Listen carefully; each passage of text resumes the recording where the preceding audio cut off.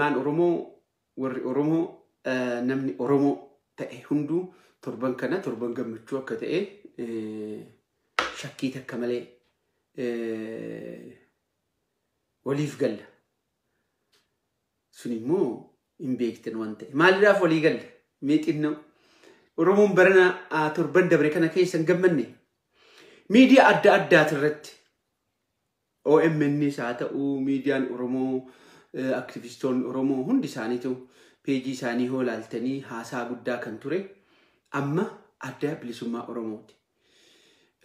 So rifaatuu ganda diina Oromoo irratti rifaatuu ama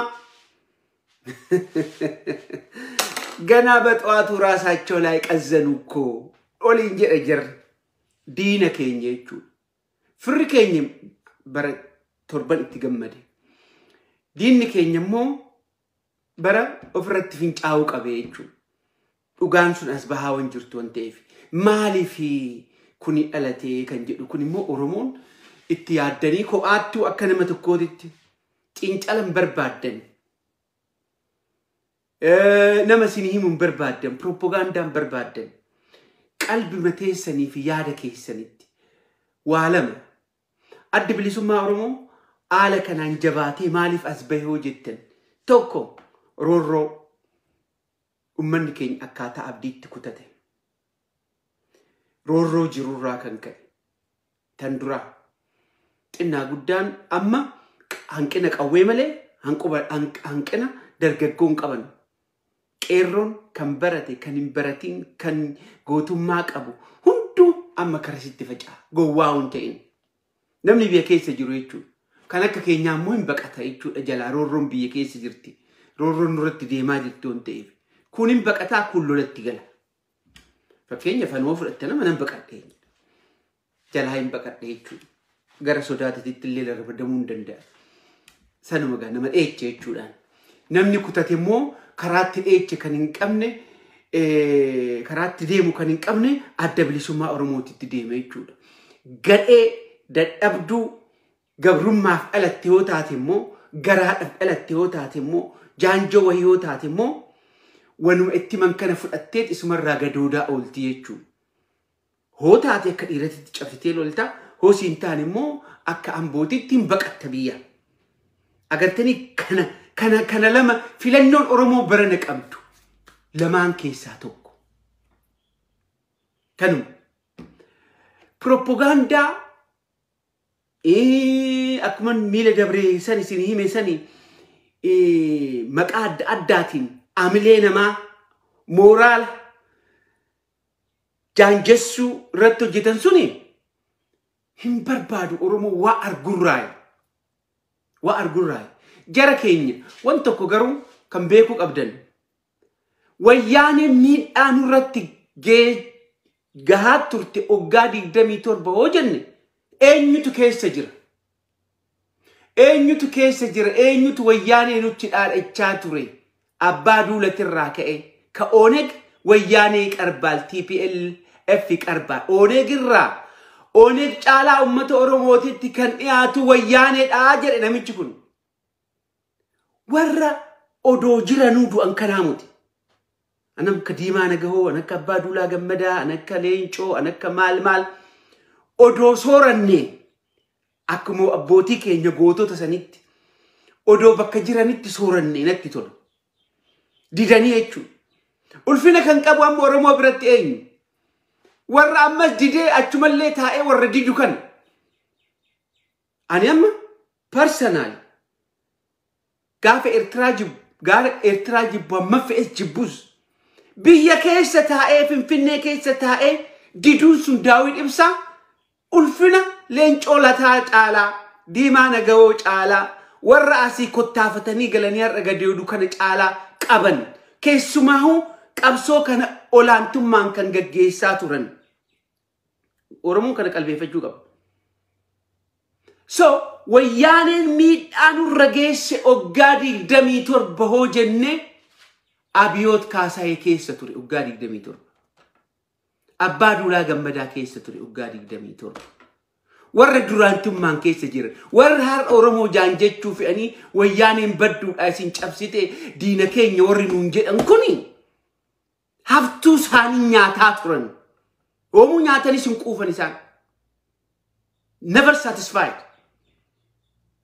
baruma baraan jara keenya personally homaa rakkoo irraan qabu Abiyoot Kaasayeetimmoo malee Abiy Ahmed kan jedhu kun hin jiru namarraa ulfina fudhachuun fe'u qalbiin tiyya dhugaan uuman kiyya kannatti muharra bashaashaa keessatti dhalatee kan nu gane ilmi namichi kuni Kaasaa irraa dhalate shufeera ture gaaza nagadaa ture namichi kuni Oromoo irraa wanta kan qabu ammas kana maalittu aadaa tokkotu jira biyya san keessa aadaa tokko Haile Sillaasee gajjanii sagadaniif akka waaqatitti ummanni hin baramne mataan isaanii dadhabaa ummanni Itoophiyaa sun namni tokko gadi baheetu malaa odoo namichi kun gajjedhee wasaka Finfinnee xaraguu baateewu duraanuu ulfina kana caalaa qabaaf amma xinnoo malee teknooloojiin bakka hin jirretti bakka muuviin hin jirretti bakka hubannoon hin jirretti bakka ummanni explosion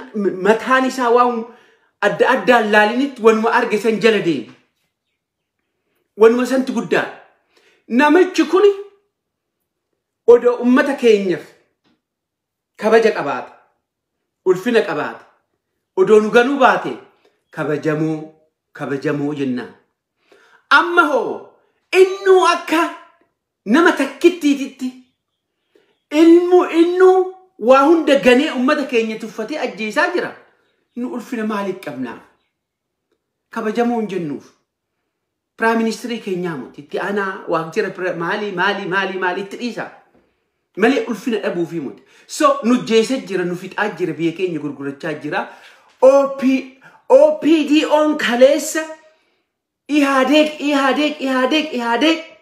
jechaa turre sistemaan jijjiirra jedhanii har'a Ihadeg nu nyaachaa jira nu fixaa jira nu jeesuu fi biyya diiguu fi galamalee yoo siin jedhanii situ dadhabaa anatu dadhabaa Abiyyi hunda caalaa miidhaa Oromoo irra ga'e keessa insaa keessa taa'ee isa tan pinpoint godhaa ture. Mee eenyu kan itti gaafatamu? Really Dabraciyoontu itti gaafatama? Jeneraalota har'a lolchiisaa jiran kanatu itti gaafatama miidhaa karaa siyaasatiin karaa saamichaatiin kaleessa nurra gahaa ture. No, isaanii muti. Of course.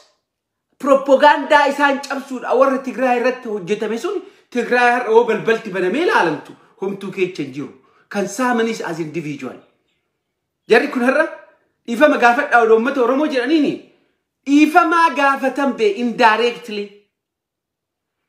namichi kun har'a xinnaa guddaa duguugaa jira hangaarii ta'u lolli ganda Amaaraa keessa ta'u Amaaraa kilil moonu odoo biyya keenyas ta'e F-16 drone tank matrayyas you name it kuni hunduu Oromoo irratti roobuufis taa'a manni Oromoon jabaatiin odoo dide addunyaan nu argaa jirti Ameerikaan addunyaan tana hojjetoota 7 ari'e sagalee ammeedhan amma dhiyeenya kan biyyaa gadi dhufu addunyaan ammallee iyyaa jirti United Nations North Korea wayyaa Itoophiyaa Oromoon kan hubachuu qaba so warri biyya keessa jirtan siyaasadhaan wayyaaneetti makamtanii akkamitti kaleecha wayyaanee wajji warri jettan kuni akka nama tokkootitti kaleessa hoololluu hoodinnuu manni Oromoo hoodiduu sirrii motiyoo jennuu istiraatejii adda addaati akka sirriin ta'in so ilmi Kaasaye Abiyoot Kaasaye Abiy Ahmedimu Abiyoot Kaasaye that is who he is the truth har'a Oromoon kan beekuu qabu Abiyoot Kaasaye xiiqii nurratti ba'uudhaaf kaleessa gaafa Jawaar ala jiru kaleessa wayyaaneen sirrii moti jennee hoofalmannu diinni keenya kan kaleessaa kan nu cabse kan nu saame gandi Amaaraa miidiyaa isaanii ilaala isaa wajjin jiran. Aktivistoota isaanii ilaalaa. Xinnaa guddaan isaanii dadhabaa jabaan isaanii isaaf dalagan. Keenya cufame. Warra paarlaamaa keessa jiru. Those who have against, those who have hypocrite. Those warri Oromoo ija argaa jibbu Oromoo. Warri jibbu har'a angoo kennee fi hiree fi Abiyoot Kaasaayee wajjin jira. Akkuma jirutti maqaa isaanii takka takkaan hubadhaa. Biyya jirtan kan ala jirtan. Akkuma jiranitti Daani'el Kibret irraa kaasiti warri jibba Oromoo qabantu angoorree kennaa fi jiraan madanda'etti cabsuuf jechuudha. Isinan cabseedheeti gaafa lammaa ari'u, gaafa Abiy lammaa ari'u, gaafa Hacaaluu Hunduu, gaafa Johaar hidhamu, gaafa namni bakka bakkatti akkuma hin taane ta'u warri hidhaatitti naqame kun warri guddise kun akka sareetitti waa afaan godhaa warri guddise kun akkuma jirutti maaliif man hidhaa ta'an?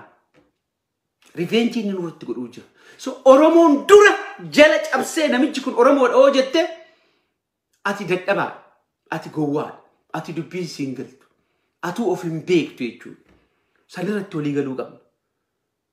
Sanii gadi tan murteessu nama tokko waan ta'eefi warri sanii gadi argitan maal akka deemaa jiru. Taayee danda'a angoon qabu jara keenya, angoon isaa bee uummanni keenya lakkii warra akkasii mutiin nam paarlaamaa keessa taa'e. Even waan deemaa jirullee quban qaban. Maasaawwaq itti himuu takka takkaan kan lafa kaa'ee itti himame jechuudha. Namni keenya waan ofiitiif falmata. Hangaasaa Ibrahim warri takka takkaa walitti deemna. Anakkan kiyyaa, anakkan Hangaasaa amma uummanni keenya kan harar Hangaasaa Ibrahim filate. Baay'inaan Prime Minister caalaa ol kan qabu sagalee kan argate isa biyya san keessatti. Isin jaaladhaatii jibbaati yoo maamuti. Uummanni garuu waan ofii fe'a. Uummanni harargee amma ilma ofii nama ofii of fuulduratti arguu fe'a. Abiyyi amma Hangaasaan arganne. Isin Hangaasaan lolaa itti aaraa caccabsaa waan feetan jedhaani. Reality on ground waan jiruun isinitti himaa jiran. Ani angoo keessan jiru, ani angoon fe'uu, nama siyaasatii mootii garuu kuni haqaa beekaa. Maal godhan Hangaasa bakka wayii geeysanillee akka hin dhufne haajaa qabdeedhani gaafa wal geeysan karaa Hararitti ari'an. Ergan wamtuun jiru wanni hojjetamu Harar keessa. Shiwadaa maalati heena akka karaarraa bahe. Namoonni tokko achi keessa hoo jiraatan amma akka Taayyee kun fayyaales. Amboonoo waa jedhe deebii kennaa, miidiyaan tokko waa jedhe deebii kennaa. The only thing inni balbalumarra taa'ee biltsiginnaa akkuma sareen kunoo hoo namni wur jedhe hoo waa dabre balbalarra teechee wuh itti gan. Taayyee danda'a jechuun namuma biltsiginnaa waan jedhe ari'ee halkanii guyyaa wuh jechaa oolu. At the end of the day, namichi maaltu ta'anii bakka hin qabu as keessatti jedhee dheekkamaa jira bara. Kuni maal isinitti agarsiisa? Namni tokko kan murteessu gara olaanoo ta'e hammuma feete illee carraaqsu sirreessuu hin dandeessu. Maal haa godhu namichi kun? He indicate sitti agarsiise akka uummataatitti. Okay, fixanne. Waan tokko immoo kan dogongorreetu jira. An dogongorreetu jira. Akka uummataatittis, akka nama tokkootittis, akka dhaabatittis kan dogongorreetu jira. Qabsoon teenya kan calqabamte, kan calqaban abbootii keenya nuumuti. San keessatti immoo amma dhaloota amma har'a gahu kanarratti namni keenya itti saamame, itti du'ee, itti garafame, miilli murame, harki murame, arrafame, psychologically, financially, you name it. Oromummaa keenya Tigraay hin dhaqne, Amaaraa hin dhaqne, Affaar hin dhaqne, Dabuub gad hin buune. Lafuma teenya irratti Oromiyaa keessatti waay eenyummaa keenya irratti duule jechuudha Minilik irraa ka'ee amma gootti. So Hitler Tel Aviv keessatti eega سيدا إجارتشون هنية ممني أمني إسرائيل أمني أورمو مالف دين سا نما إسا جابسي مقالا سا كان قدتي كيست سيدا سا أدول فكاو سياسة إيه فلتا تاك سان قفا موتي أبوه في الراك أبنا أكنم أورمو ديت أنقفون كين أبوتين كين يهودو أن نما إسا جرب برجرون لي ودون تئن إن اللي هودت أبي إلما كين يبتها دبرتوين أني دبرسن أبسون تينيا كان تلك أبدي أدبلي سما أورمود أري of course إبدي نتك أبتي إرترات تينيا 91 مو قلت تقلتي شعبا أدبلي سما أورمو رساسا جمو قدوسا ومن أورمو مراتي ملي ومن أورمو بيلا كيتو دوجراتي أدبلي سما هو جرانين قب فندرسا أدونيسا هوينيسا هل المساتي تدبرسو بلي سمالي بلي سما ملي هورين كم آدا ساتي في بليس ساتي كابيني قدام نمني تك لفا أوالتي بوس نمني تك قريدو كيس تجرتي سايكولوجي أن أمتك نرى ورك ليس أرغتني واجدنين أمني كنيه قدسيف وفندرك أبي قوتك ينيري هر قراء أو أرغناني مو قد ديبتي ربوتات لفا كيست بوكوكتيشو كنا ما أعرف فاكت كنا ما أعرف سو ما عليك تشوكي يلا دبين تاني إيجون أدى بلسما أورموتين لولا تلك أبني we can't change the game إسما فيت أبوك أبن إتأمني إتركتمني إدوكيست OPDO تنباس كفاءة تنباس بلتقنات تنباس منلك برجيدي تنباس أبيوت كاسايتو تنباس كان جيت سنسرما أورمو كراسن ديمو نورن تور بيكا أدى بلسما أورمو أما أول أنجد فمكولي أتكيسا سياسة أنيس أول أنيس كان كجيلوك أبو كان فنفني سينوك أبو إيسا تأوبا أننيو همو ما في اللي فنفني كيست ربي الرادة بون قدرو كبيني ربي قدرو ورموني موت نيتو والكتامو تيتو كاليسا وري كيني واندو إفسن غني جاتشو دو أنجني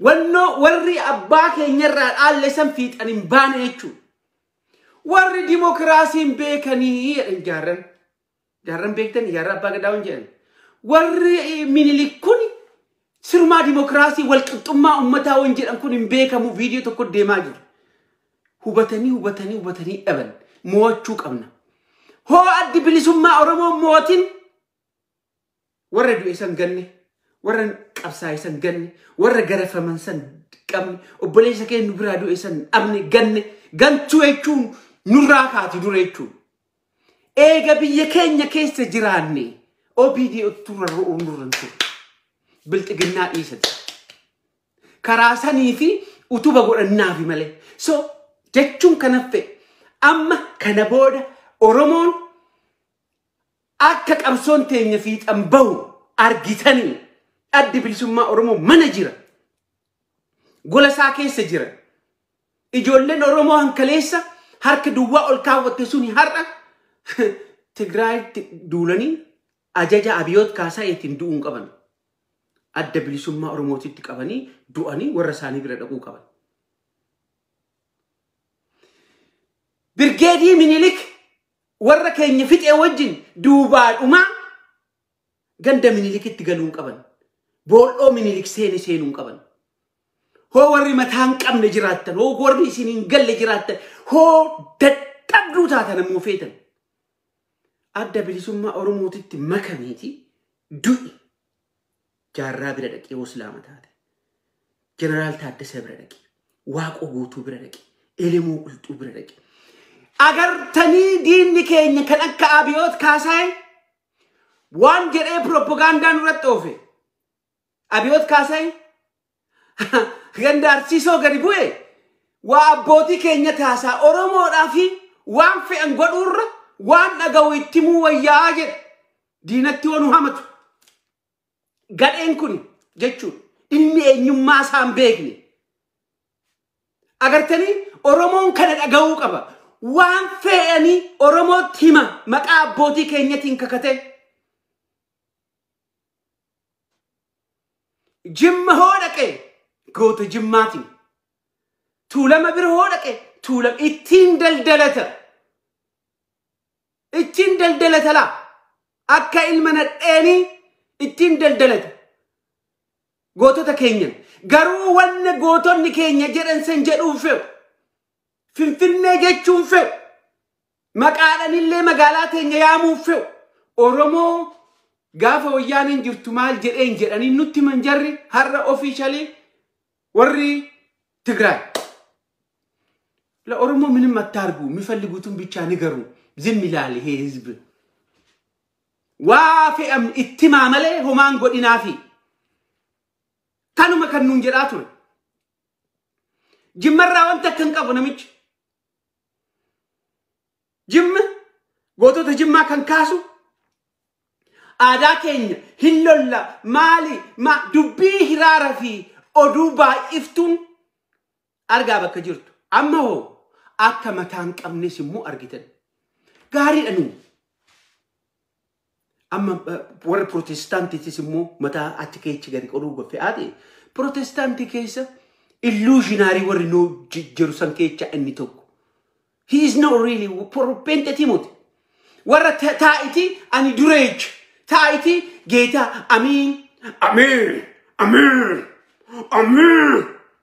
falfaltu kun amantii moti kanakka iyyuu cufa karaatedhaan la spiritually na physically warni walitti dhufne tokko waani gadi ba'ee yechoo boxing dha walaala dhibee ari'uudha waani boxidhaan warra akkasiisan mataan qabdu namittiin tun Oromoon kan beekuu qabdu warra mataan qabne keessaa tokko hiree ibani achin gahan hatte dhokatte achi geeche male namittiin tun mataan qabdu kuni arrabamut nama ke ajjeesu obboleessa ke ajjeesu ati ulfinaa fi mut kabajamoo fi yetakabbaru kafyalu yekannafu enyu Colonel Abiy Ahmed odonje eni natti tola no he's not he's a liar so bad dadhabaadhas hin barannes sammuu sin qabu sammuu uumamaa leellee gamnummaan qabu gamnummaa uumaa sanillee qabu kanaaf biyyattii har'a cufe amma United Nation maraacha jirti biyya cufe biyyi dukkana diplomaasiin hin jiru qawweedha ummana qawwuma saniin kun xinnaa guddaa itti roobsaa jira achi ga'uudhaaf egereefillee kan godhuu qabnu namittii tana qawwumaan caccabsinee ariin warra isaa wajjin ejjete hunduma tokko namni biraatillee ari'ummoo sun bilisa keenyaa muti kan beekuu qabdan the only day Oromoo mootte kan jennu addi bilisummaa Oromoo maqaan kun gaafa 4 kiilootti galee kan du'es kan jirus kan dhalachuu dhufus moote Oromiyaa keessatti Oromoon kan jennu gaafa san no shit OPDO nobody wanna biraatitti moti walitti makamuudhaan barbaachisu hoo jiraatan akka nama tokkootitti akka dhaabatitti Oromoon kan irratti walii galuu qabadu ati Oromoodha ani waboonta boru ganama waboon eega 4 kiiloo seessifnee eega bakka galma sanii galma bakka bilisaa san geenye booda beetu maqaabiraa baafadhu wacii achi keessatti beetu arrabsii beetu gadi qabii feetu bilxiginnaa hidhii wanda dhaba psychology dhufe kan gaafsan booda Oromoo waffeete jedhe gaafsan Daawit Ibsaa caccabsii ofeete Amboo ofeete Juhaar Muhammad itti bu'e akka gaaritti namni alatti hafin jiru so tanteenya lafa godhannee duruu nadheen gandatti eenyummaa isaan beekne namitti eenyummaa isaan beeknetti irratti rarraanee bilisa bahuu feenitti caccabne jechuudha. Irraa barachuu dadhabne. So ati Oromoodha? Adda bilisummaa Oromooti. Kanaaf amma gandattiin diinni keenya kan ganama arra ofirratti fincoofte guyyaa tokkoon homaa odoon godhin waboon viidiyoo sana agarraan leenjii sana agarraan yuunifoormii sana irratti agarraan Oromoon akka goota ta'e hin beekti qawween hin dhokaane amma ga'utti ofirratti fincaantee wan gootu dhabdee wan jetti wallaaltee miidiyaan isaanii adoodde. Amboodha I relax. Akkanatti tole jechuudha. Austraaliyaan cufaadha. Tattaafin godhaa jiraa recover biyya faranjii kanatti akkatti natti tole jechuudha. Kana dhabne amma karaa irratti deebine jechuudha. Baaburri sun karaa irratti deebi'e hadiiduu laa gabbaal baaburu. Oromoodha. Shaniyaa jedhu, gaallaa jedhu, wayyaaniyaa jedhu, wanuma feete nuunaa jettu. Badeedhin ati Oromoodha. Oromoo taanaan you are qualified. Adda bilisummaa Oromooti. So gootonni keenya qeerroon biyya keessa jirtu gaafa roorroo Oromummaan kan ittiin ibsamtu Oromummaan dhugaa jechuudha. Jaldeecha fi diqaalaa waa hunda fakkaatutti dhiisati Oromoodhaan yoo ofiin jette ati adda bilisummaa Oromooti. Oromoo National Defense Oolaa ati Oromummaa kee kan ibsitu dhaaba kanaan dura.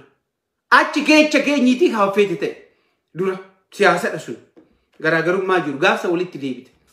Akkaataa jireenya keetii fi qabeenya keetii fi siyaasa addunyaa wajjin walitti akkaataa itti gaggaafattu itti deemtu gaafa san eega mo'annee booda eega Oromiyaa miilan dhaabdee booda hammasitti garuu kamittuu rarraanu. So warri OBDO jala deemtan, warri bilchiginnaa jala deemtan, warri ODP eegtan, warri diqaalataa walitti makamtan, warri raakamtan. Akkuma isiniin jedhe san 95% harki guddaan ijoolleen Oromoo dhiigan Oromoo warri ta'an keessa hin jira waan ta'eef ammallee kan hubadhaa adda bilisummaa Oromoo. Qabeenya qabdaa adda bilisummaa Oromooti qabeenyi kee. Gargaara hunoo qullaa deemanii gargaarat turre kaleessa si ammas hin gargaarra amma duunutti nyaannu argaa uummata Tigraay akkatti wal gargaaran. I'm proud of them. Fakkeenya jechuudha. Tanaan dura mootummaa keessa waan turaniif tanaan dura waan arganiif gabrummaatti deebi'uun fe'an lammata. Ogummaa qabdaa yaada qabdaa itti dhiisi. Wanti xiqqoo kana akkaataa dhaabni sun qofa akkaataa itti mo'annu qofa. Karaan keenya kan ittiin mo'annu kami karaa biraatiin mo'annullee hin feenu. Karaa kanaan qofa mo'anna. San booda mo'annaan lammata gabrummaa keessa hin jiru. Lammata fakkeessuun hin jiru. Lammata shawwadaan hin jiru. Lammata gantuun wal galuun hin jiru. Hin jiru kana beeka. Ummanni Tuulamaa Umaa rakkinaa muti. Oromoon Oromuma.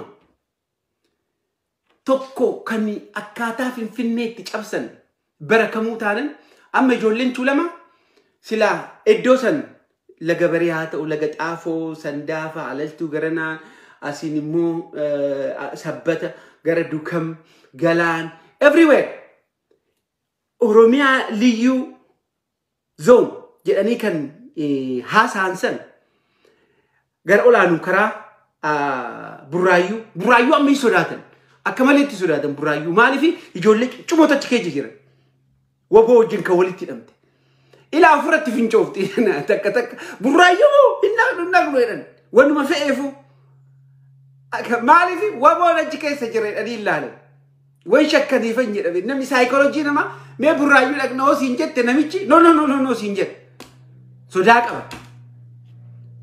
Hookin nutti makamtaa hookin immoo magaalaa keenya caccabsineet magaalaa keenya Tuulama nama tokko achi hin kaa'u. Uummanni Tuulamaa abiyooti maal godhe amma nama biraati kan bara kanas bara dabrees agartanii waa tokko sirumaa siniifanii Taakkala Umaa for the first time kattibaa san keessa magaalaa kantibaa taananii ummata achi jiru saniif hamma ta'e xinnoo waa godheef xinnuma takka amma tana jechuudha.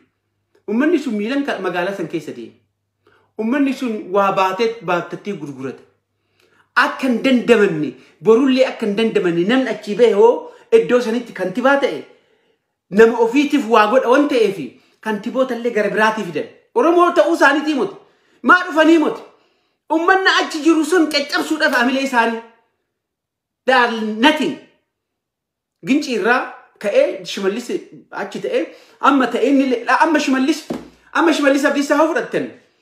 Ginci irraa waan ka'eef ijoollee takka amboo keessa ijoollee takka jalduu keessa kan jirtu warra sanii namannatti bilbil waa godhaaf jechuu xinnoo qoballee walitti hidhaniiti kan akka ijaaran biizinesaa walitti ijaaree xinnoo garasiin amboo amma gindabarat keessaa namni dhufee amboo ummata amboo akkaataan taanitti caccabsaa jiru tokko lama qabu itti deebine by the way diteelii keessa seenna taakkaleen iddoo sanitti wan dhiyaatuuf ummata san xiyeenya wan beekuuf xinnoo waa kennuu fi qabnaan caccabsee achi aree namichi niitii gajjechiiftana achi kaa'e gaarii dhennee egaa Oromoodha silaayyuu amma argitan akkaataatti deemtu Adaanach Abeebee jechuun amma jiruusii keessatti niitatti duute jechuudha.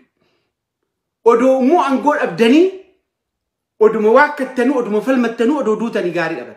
Aangoon isinitti kennamtee aangoon nama harka biraa waan jirtuuf diina harka waan jirtuuf gajjechuudha.